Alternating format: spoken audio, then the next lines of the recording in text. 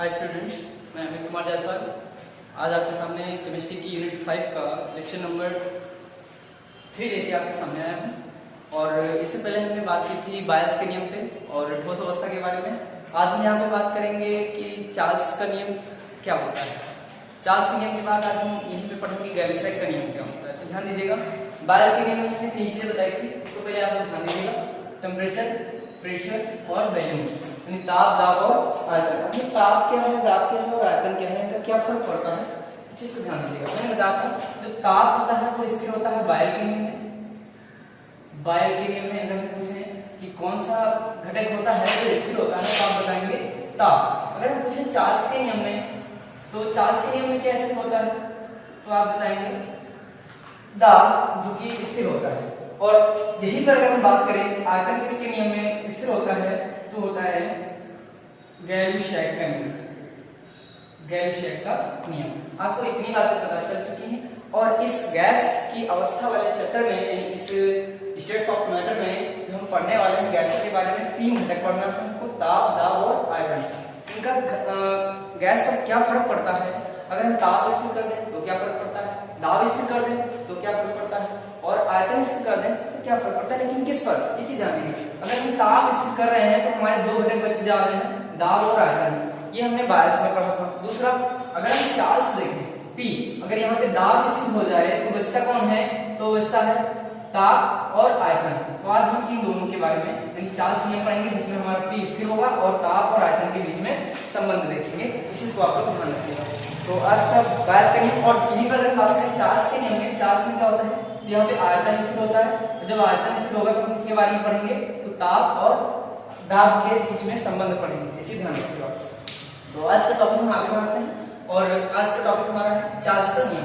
इस चीज को ध्यान रखिएगा। चार्ल्स नियम है क्या, पूछे आपसे तो ये कब दिया गया चार्ल्स का नियम।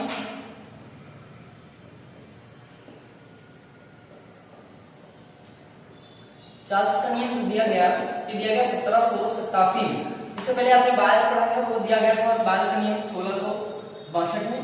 और ये जो दिया गया है ये 1787 में दिया गया। ये मैंने बायल का, ये चार्ल्स का नियम है। अब इस नियम के अनुसार क्या होता है उसको ध्यान दीजिएगा। हेडिंग आपकी रहेगी चार्ल्स का नियम। हेडिंग के अनुसार हम अगर कहें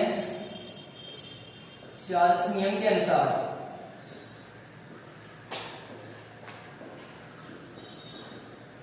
चार्ल्स नियम के अनुसार, अब यहां से आप लोग हेडिंग डालेंगे और हेडिंग में आपको इलेक्ट्रॉन में क्या लिखना है उसके बारे में ध्यान दीजिएगा। चार्ल्स नियम के अनुसार क्या होता है ध्यान दीजिएगा। अभी हमने क्या बताया, ताप, दाब, आयतन लिख लेते हैं। ताप, दाब यानी टेम्परेचर, प्रेशर और वैल्यूम। ताप की बात यहाँ पे होगी, आयतन की बात होगी, लेकिन स्थिर कौन हो जाएगा तो दाब स्थिर हो जाएगा, ये चीज ध्यान दीजिएगा। अब हम क्या कहेंगे स्थिर दाब पर, कौन स्थिर होगा, स्थिर दाब पर। स्थिर दाब पर किसकी बात होगी ध्यान दीजिएगा, तो किसी गैस की निश्चित मात्रा का आयतन होगा, कुछ होगा जो भी 1 लीटर है, 2 लीटर, जो भी होगा वो निश्चित मात्रा होगी। तो ध्यान दीजिएगा स्थिर दाब पर गैस की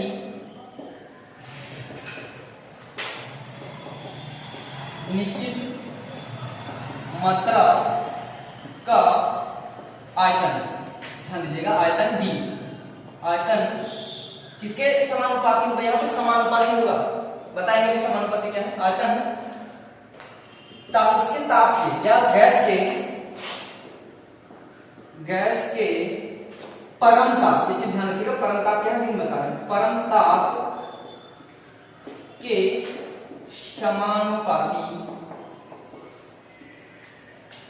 स्थिर दाब पर किसी गैस की निश्चित मात्रा का आयतन गैस के परम ताप के समानुपाती होता है। इसको बंद कर दीजिएगा, ये हो जाएगा आपकी डेफिनेशन। मैंने क्या बताया, जो दाब होता है वो स्थिर रहेगा। स्थिर दाब पर अगर कहें तो जो किसी गैस की निश्चित मात्रा का आयतन होगा वो परम ताप T के समानुपाती होता है। अब यहाँ पे पूछा जाता है परम ताप, तो हमें बताया आपको परम ताप है क्या, ये परम ताप क्या होता है तो चीज ध्यान दीजिएगा पहले। अब इधर देखिएगा, इसका गलती रूप चाहे तो भी देख लीजिए, पहले परम ताप समझ लीजिए। परम ताप क्या होता है ध्यान दीजिएगा। परम ताप अगर हम कहें कोई टेम्परेचर अगर हमने लिया है डिग्री सेल्सियस में, टेम्परेचर को स्मॉल टी से लिखते हैं और इसको हमने लिया है डिग्री सेल्सियस में। अगर डिग्री सेल्सियस में लिया है तो इसमें हम जोड़ देते हैं 273.15 जोड़ देते हैं। 273.15 या 273, हम अगर चाहें तो 273 से प्लेस करें, 273.15 लेने की जरूरत नहीं।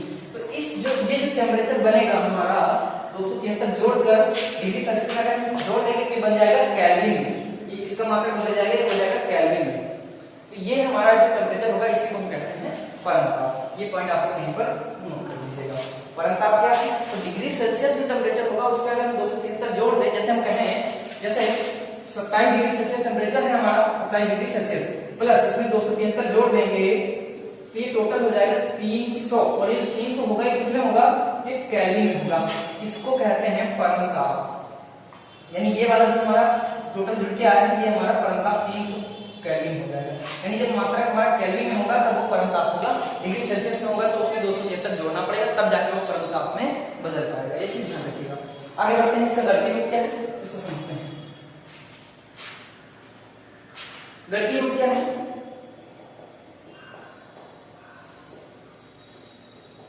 गणितीय रूप में देखिएगा, अभी यहाँ पे क्या बताया गया? स्थिर क्या है? दाब है, यानी दाब P स्थिर हो जाएगा। तो हम यहाँ पे लिख सकते हैं स्थिर दाब पर। अब स्थिर दाब किया गया कैसी बात है? किसको किसके समानुपाती बताया गया? किसी गैस की मात्रा का आयतन, आयतन किससे लिखते हैं? V से।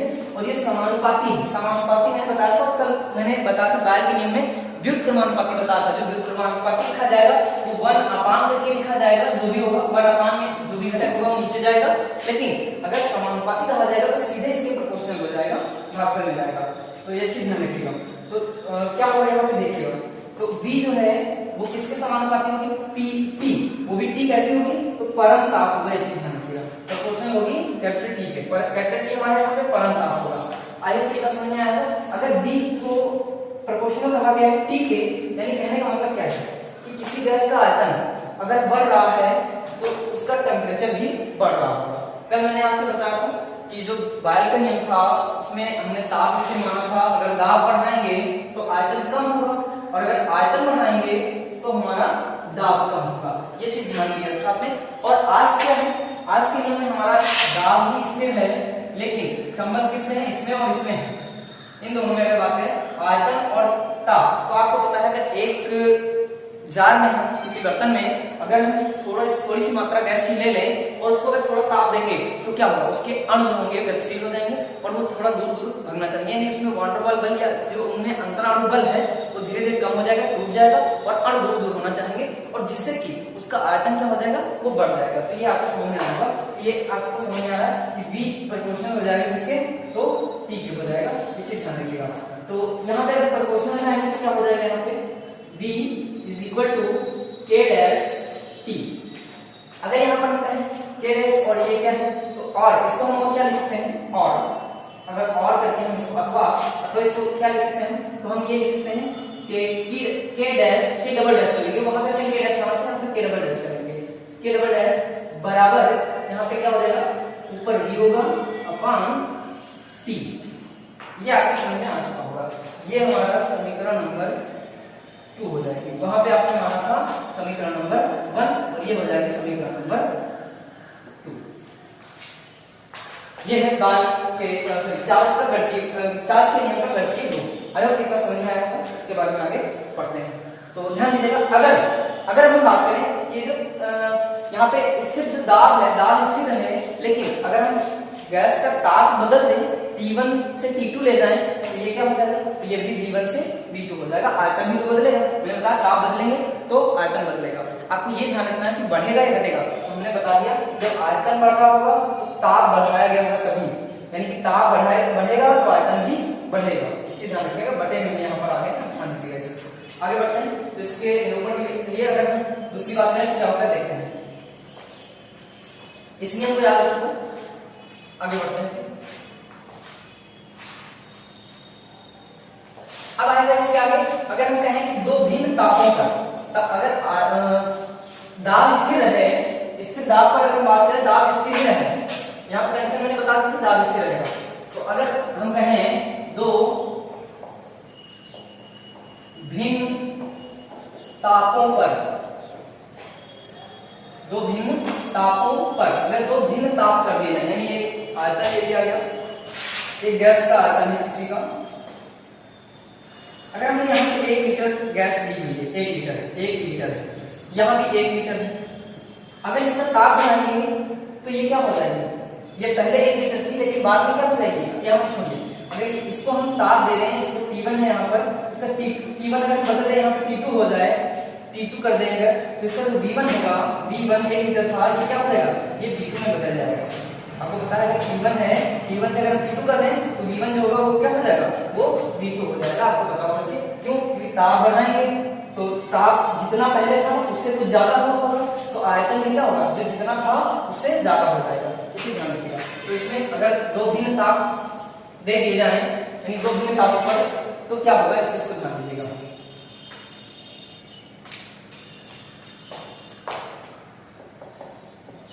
दो भिन्न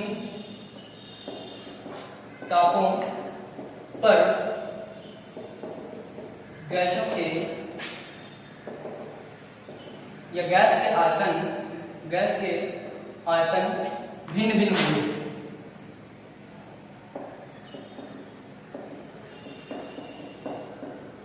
कैसे, ध्यान दीजिएगा। इसे हम बात करें, यदि ताप, अगर हम कहें ताप हमारा T1 से क्या हो जा रहा है, T2 हो जा रहा है, तो V1 हमारा हो जाएगा V2, लेकिन इसका फॉर्मूला क्या हो जाएगा, तो उसको देखिएगा। हाँ, तो यहाँ पे V1 अगर है तो बटे T1 का होगा, अगर जो हमारा आयतन था वो V1 था, तब उस समय टेम्परेचर कितना है, T1 था। अगर हम कहें कि इसको बदल के V2, ये आयतन बदल के V2 हो गया है, तो जाहिर सी बात है इसका टेम्परेचर भी बदला होगा, तो ये हो जाएगा V2। ये चार समय के अनुसार दो अवस्थाओं में, जहां पर, आगे देखिएगा, जहां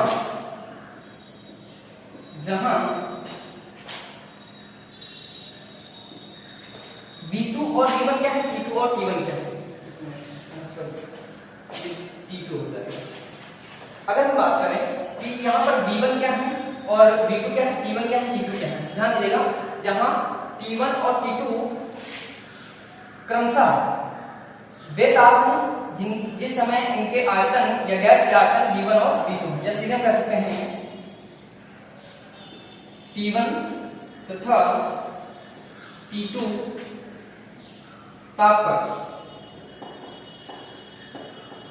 क्रमशः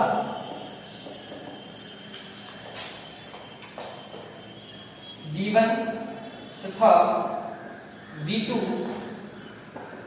गैस के आयतन है। ये आपको समझ में आना चाहिए, अगर इतना समझ में आ गया तो कोई बात नहीं, आगे फिर बढ़ते हैं। अब दो भिन्न तापों पर, यानी ताप पहला हमारा T1 था, तो उस समय आयतन हमारा V1 था, बदल के T2 कर दिया गया, तो आयतन भी हमारा बदल के V2 हो जाएगा। अब इससे हम एक न्यूमेरिकल पढ़ेंगे, एक दो न्यूमेरिकल पढ़ेंगे, उनको देखिएगा। जैसे कि आपने कल के वीडियो में आपने बाल के नियम में आपने प्रेशर स्थिर करके और बाकी को आपने सॉल्व किया था, ठीक वैसे ही यहाँ पे हम अब आयतन और ताप को स्थिर दोनों में से किसी एक को निकालेंगे, क्योंकि यहाँ पे स्थिर कौन है, तो स्थिर वही रहेगा, फिर हमने बता दिया कौन है, तो दाब स्थिर है, स्थिर दाब पर ये कंडीशन हमेशा लागू रहेगी चार्ज के नियम में, इसी ध्यान रखिएगा। इसको मिटा रहे हैं और इसे एक फार्मूला दे रहे हैं, अगर आपको फार्मूला दिया जाए तो उसमें आपको या तो T1 या T2 दिया गया होगा, V2 दिया गया होगा, T2 निकालना होगा, यानी चार में से कोई तीन घटक दिए गए तो आपको एक निकालना होगा। तो क्वेश्चन आपको दे रहे हैं और इसको देखिएगा, नोट करिएगा।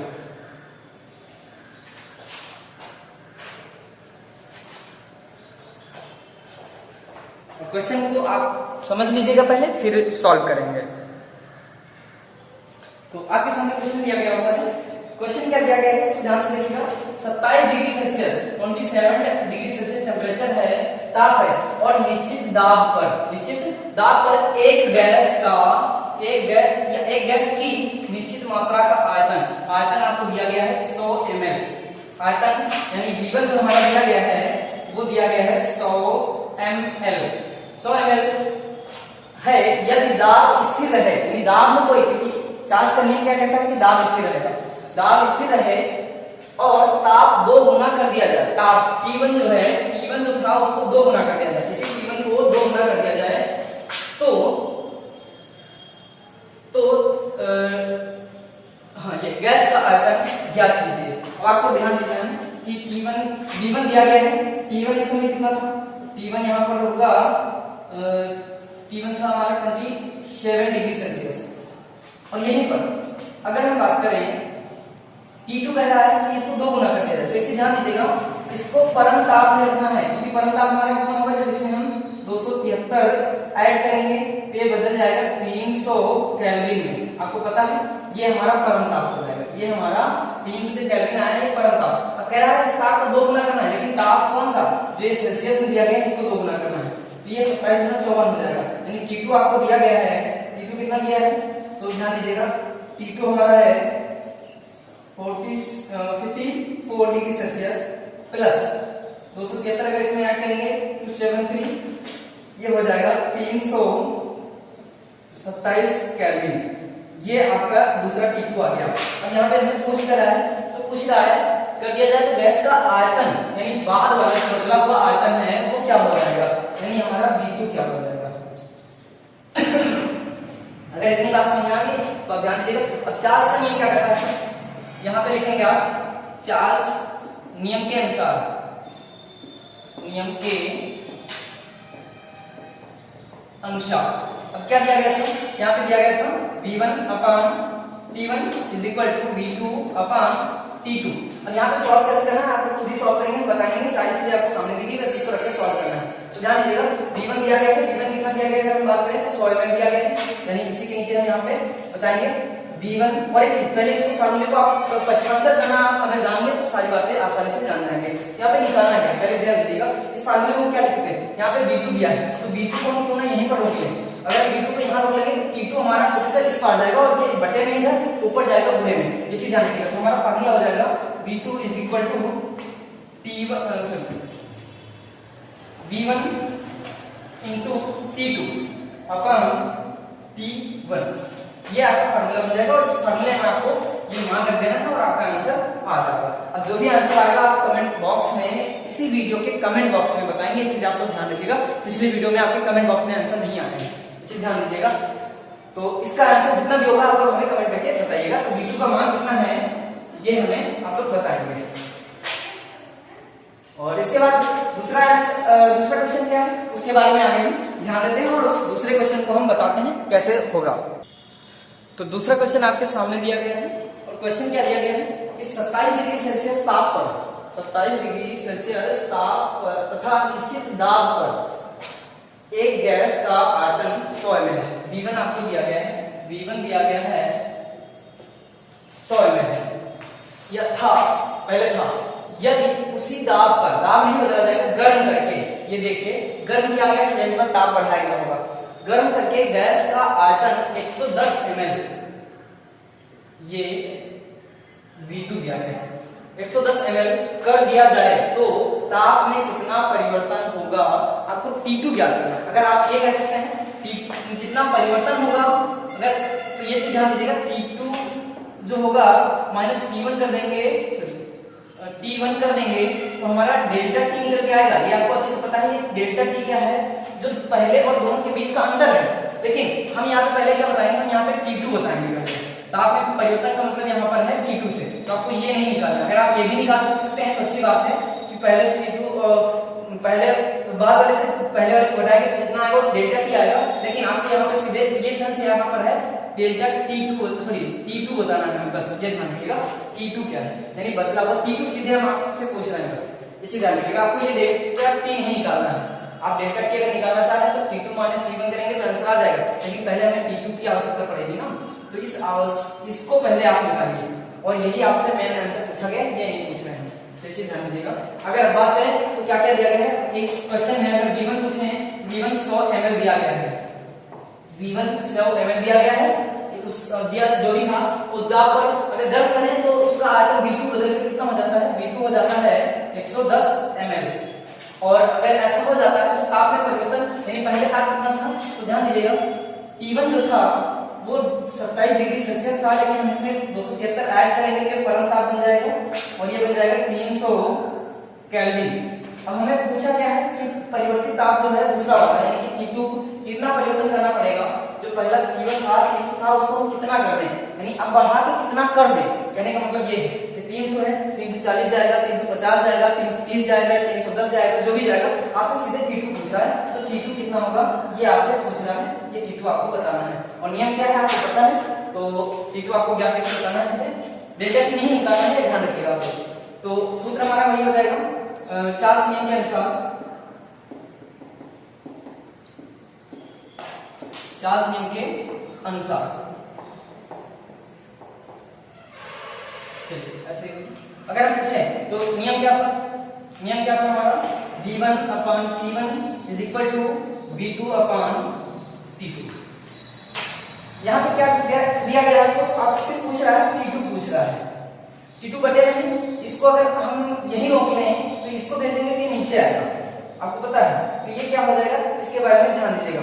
आप लोग कैसे निकालेंगे इसको T2 को, इसको एक मिनट में जरा समझिएगा। तो यहाँ पे आपको स्वच्छता कैसे करना है इसको अच्छे से समझिएगा। पहले अगर हम बात करें आपसे कि यहाँ पे हमें T2 निकालना है, तो आपको ध्यान देना होगा कि T2 को अगर हम यहाँ पे रखें तो या इसको इस बार यहाँ से यहाँ लाएंगे तो ये पूरा पलट कर उधर जाएगा, तो ये हो जाएगा T2 बराबर, ये पलट के नीचे जाएगा और ये पलट कर ऊपर जाएगा, क्योंकि ये जब जाएगा ये इधर से इस पार से उस पार बॉर्डर क्रॉस करके जाएगा बराबर के उस पार, ये पूरा पलट जाएगा, और जब पलट जाएगा तो ये हो जाएगा V2 into T1 upon V1। इस फार्मूले में आपको रख देना है और आपका आंसर निकल के आ जाएगा। बस आपको आंसर कैलकुलेट करके बताना है, इसमें है कुछ नहीं, छोटा सा सवाल है, जोड़ना घटाना ही है, और जो भी आएगा वो आपका टेम्परेचर केल्विन में आएगा, इसे ध्यान रखिएगा। बस आपका वही आंसर होगा, जो आंसर आएगा वो केल्विन में आएगा और वही आपका आंसर होगा, और ये 300 के समथिंग अपर जाएगा, ये चीज ध्यान रखिएगा। तो इसके बाद आगे बात करते हैं कुछ अलग पॉइंट पे, इसको मिटा देंगे।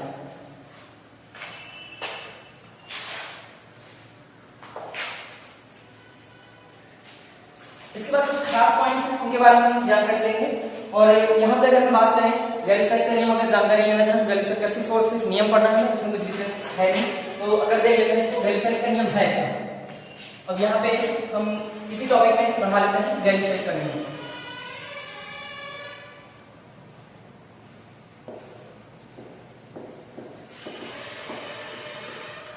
गैलीलियो लॉ, अब क्या होता है गैलीलियो का नियम, अगर हम पूछें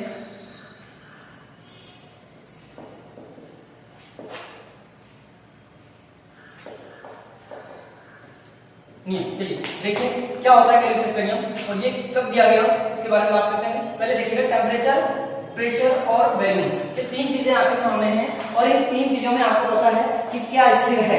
अगर आपको इतना पता है तो आप बता सकते हैं कि इनमें स्थिर क्या है। और एक चीज ध्यान दीजिएगा हमारी बात, यहाँ पर इसको और किस नाम से जानते हैं वो भी ध्यान दीजिएगा।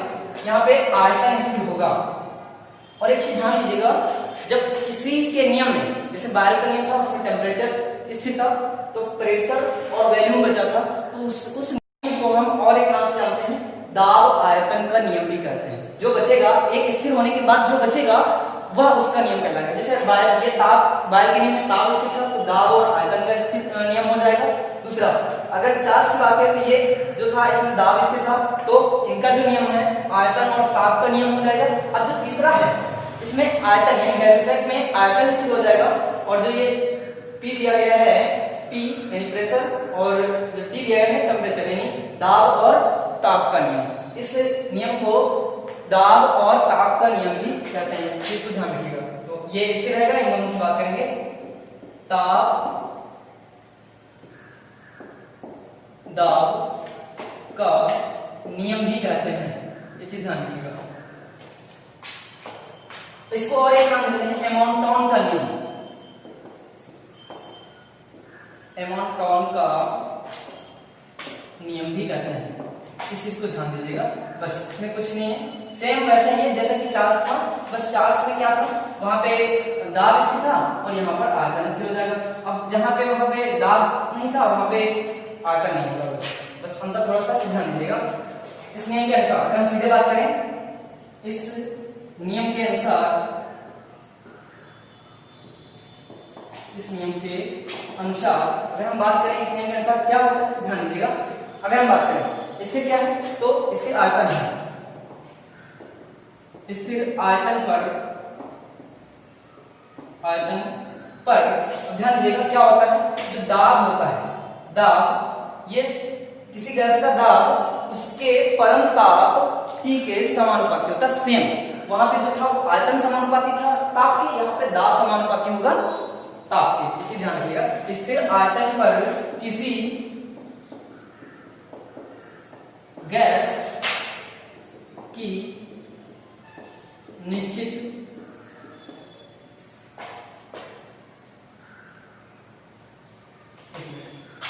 नहीं, किसी गैस का दाब, इसे ध्यान रखिएगा,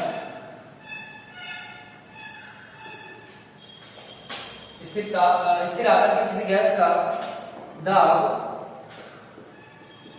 उसके परम ताप के समानुपाती होता है। गणितीय रूप क्या हो जाएगा? गणितीय रूप, तो गणितीय रूप क्या हो जाएगा? तो अगर हम बात करें यहाँ पे क्या हो जाएगा? स्थिर क्या है? तो स्थिर हमारा आयतन है और दाब जो बताया गया है तो उसमें बताया गया है ताप के। तो ध्यान दीजिएगा, यहाँ पे हो जाएगा P प्रोपोर्शनल T। अगर हम T रख रहे हैं और प्रोपोर्शनल हटा रहे हैं तो हो जाएगा P, इसके लिए हम कोई कांस्टेंट लगाएंगे तो P इज इक्वल टू के कांस्टेंट लेते हैं और ये 3 डैश मान लेते हैं या सिर्फ के मान लेते हैं तभी कोई दिक्कत नहीं है। तो के 3 डैश या के 3 डैश कर लेते हैं ये, और ये हो जाएगा प्रोपोर्शनल में इसके साथ में T इंटू टी, के इंटू टी। अगर इसी को हम के बराबर देखना चाहें तो के हमारा क्या हो जाएगा? तो इधर देख लेते हैं, यहाँ पर के, इसी को हम लिखेंगे और करके के बराबर, के ट्रिपल डैश है, बराबर हो जाएगा P अपॉन T। ये आपका गणितीय रूप हो जाएगा इसका, तो वैल्यू साइन का नियम हो जाएगा। और जहां पे k क्या है आपको पता है, स्थिरांक है। k क्या है? स्थिरांक है। p क्या है? दाब है। और t हमारा जो है वो परम ताप है। ये चीज ध्यान रखिएगा। और फिर इसको नोट कर लीजिए, फिर आपको गणितीय रूप बताते हैं। गणितीय नहीं बल्कि दो भिन्न तापों पर क्या होगा उसके बारे में बताएंगे। तो अगर हम बात करें दो भिन्न तापों पर तो इसको आप नोट कर चुके, इसमें डालें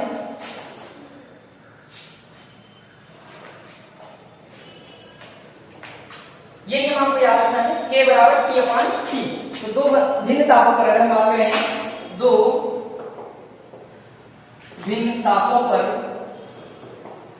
यानी दो ताप अगर बदल दें तो अगर हम बात करें क्या हो जाएगा हमारा, जैसे P1 था पहले, P1 हमारा होगा तब जब P1 होगा और ये बराबर होगा P2 जब होगा तो उस समय हमारा टेम्परेचर भी क्या हो जाएगा?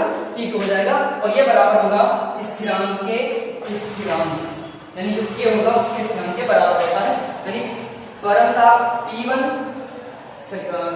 दाब P1 और परम ताप P1 पहला ये बराबर होगा दूसरे वाले दाब P2 और परम ताप T2 के भागफल के बराबर। इसका भागफल बराबर होगा इसके भागफल के, और जो कि बराबर होगा एक स्थिरांक के, दोनों का अंत क्या होगा? इससे होगा। इसे ध्यान रखिएगा। तो इसको हम के अभी हमने क्या माना है? के डबल डैश या ट्रिपल डैश माना है, तो ये वही है स्थिरांक। इसे ध्यान रखिएगा। अगर हम बात करें यहाँ से तो यहाँ पर अगर बात करें तो P1 क्या है? तो T1 और T2 टेम्परेचर पर क्रमशः इनके P1 और P2 क्या है? दाब है। इसे ध्यान रखिएगा। अगली लाइन में अगर बात करें P1 तथा P2 ताप पर P1 तथा P2 क्रमशः लगा लीजिएगा, क्रमशः यानी P1 के लिए है और P2 P2 के लिए हो जाएगा, ये इसके लिए और P2 P2 के लिए क्रमशः गैस के दाब है। ये चीज आप नोट कर लीजिएगा। और आई होप इतना समझ में आया होगा। इसके बाद बस एक छोटा सा पॉइंट और हम समझाएंगे, इसके बाद फिर वीडियो को एंड करेंगे। तो इसको नोट कर लीजिएगा। इससे न्यूमेरिकल नहीं ले रहे हैं, इसको न्यूमेरिकल विशेष है नहीं, और आप इससे पहले लगा चुके हो।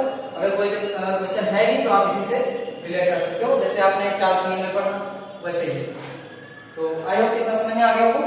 इसके बाद हम एक दो पॉइंट और बात करेंगे, बस आपको वीडियो एंड करके बताएंगे। और ध्यान दीजिएगा क्या होगा लास्ट में इनमें क्या है इसको ध्यान दीजिएगा थोड़ा। अगर यहाँ पे बात करें एसटीपी और एनटीपी पूछी जाती है, एसटीपी और एनटीपी, अगर इन दोनों की बात की जाए तो ये होते क्या है ध्यान दीजिएगा। ये होता है स्टैंडर्ड टेम्परेचर प्रेशर, ये होता है स्टैंडर्ड टेम्परेचर प्रेशर। और एनटीपी अगर पूछा जाए तो एन से normal, NORMAL normal temperature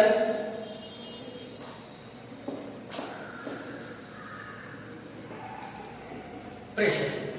temperature जो स्टैंडर्ड टेम्परेचर होगा वो माना जाएगा, कुछ विशेष परिस्थितियां अगर लगाई जाती है तो स्टैंडर्ड हो जाएगा। अगर नॉर्मल ही रखा जा रहा है तो नॉर्मल टेम्परेचर प्रेशर है। अब ये होता क्या है, एसटीपी क्या होता है और एनटीपी क्या होता है। अगर एसटीपी पूछे, एसटीपी में अगर हम आते हैं तो ताप कितना होगा, तो ध्यान रखिएगा 273 केल्विन यानी 0 degree Celsius, 0 degree Celsius, comma 1 ATM दाब, 1 एटीएम दाब, ये टेम्परेचर हो जाएगा और ये हो जाएगा प्रेशर P और ये T। यानी इस कंडीशन को हम क्या कहेंगे, तो इसको हम स्टैंडर्ड टेम्परेचर प्रेशर कहते हैं। इसे ध्यान रखिएगा। नॉर्मल टेम्परेचर प्रेशर जो होता है वो नॉर्मली 25 डिग्री सेल्सियस, ध्यान दीजिएगा 25 डिग्री सेल्सियस, या और इसी पर या नहीं बल्कि 1 एटीएम, 1 एटीएम, ये हमारा नॉर्मल टेम्परेचर प्रेशर होता है। इस चीज को ध्यान रखिएगा। ये हमारा रूम टेम्परेचर माना जाता है, 25 जो होता है रूम टेम्परेचर माना जाता है। लेकिन यहाँ पर 273 अगर कहा जाए तो एसटीपी स्टैंडर्ड, अगर कुछ हटके बताया जाए तो स्टैंडर्ड हो जाएगा। और एनटीपी जो होता है वो नॉर्मल टेम्परेचर प्रेशर होता है। और यहाँ पे 1 एटीएम की बात करें तो ये कितने के बराबर होता है, ये होता है 760 mmHg, ये हो जाएगा। इतनी बात आपको याद रखनी। एसटीपी से आपको पूछा जाएगा, एसटीपी क्या है, स्टैंडर्ड टेम्परेचर प्रेशर, मानक ताप दाब। और अगर एनटीपी पूछा जाए तो नॉर्मल यानी कि साधारण ताप दाब, साधारण ताप दाब या सामान्य ताप दाब कह सकते हैं। तो इसे ध्यान रखिएगा। एसटीपी क्या होता है, एनटीपी क्या होता है। अगर एसटीपी विशेष परिस्थितियां अगर लगा दी जाए, जैसे टेम्परेचर बढ़ा दिया गया, घटा दिया गया, कुछ कर दिया गया, तो वो विशेष परिस्थितियां हो जाएंगी, वो स्टैंडर्ड मानी जाएंगी, मानक मानी जाएंगी, विशिष्ट मानी जाएंगी। देखिए अगर 25 डिग्री सेल्सियस है और 1 एटीएम है तो ये हमारा जो होगा वो नॉर्मल टेम्परेचर प्रेशर होगा। इस चीज को आप लोग अच्छे से ध्यान रखिएगा, इस चीज को नोट कर लीजिएगा। बस यहीं करके आज हमारी वीडियो, और इसके बाद फिर अगली वीडियो में हम आपको बताएंगे कि आदर्श गैस समीकरण क्या होती है। और आपने देखा भी यहाँ पे जो हमने बायो में पढ़ा था वहां पे हमने समीकरण नंबर 1 बना था और जो चार्ल्स बता था उसमें समीकरण नंबर 2 बना था। अब इसी समीकरण दोनों को पढ़ेंगे बायल नियम के अनुसार और चार्ल्स नियम के अनुसार, यहीं से एक समीकरण निकल के आएगी आदर्श गैस समीकरण, और इसके बारे में हम अच्छे से जानकारी लेंगे। तब तक के लिए गुड बाय। वीडियो को देखते रहिए, लाइक शेयर और कमेंट करते रहिए। Thank you.